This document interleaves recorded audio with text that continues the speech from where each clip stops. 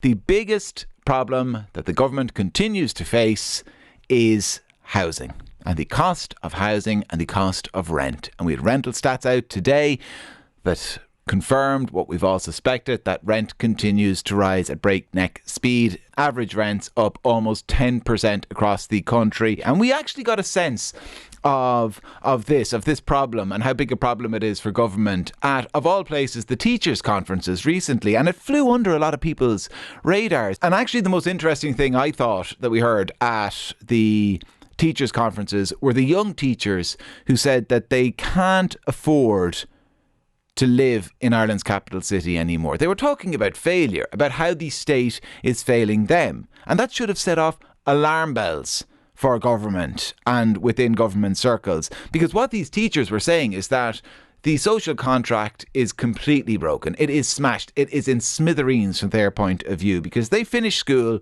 with good enough grades to go on to higher education. They went and they got a degree. They have a profession. They are in employment. They've got full-time, permanent, pensionable jobs, and still they cannot afford to settle down in a modest home. So what is the message for these young teachers and young guards and nurses and other people with the traditional so-called decent jobs?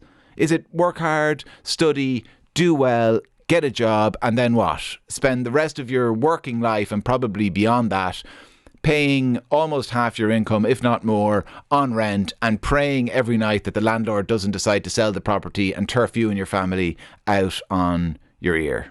That's the system we have at the moment. That is a system that the government have to try and fix. That is a system that is utterly broken, and fixing it is the government's biggest problem. It is not the cost of living. It is not turf. It remains housing.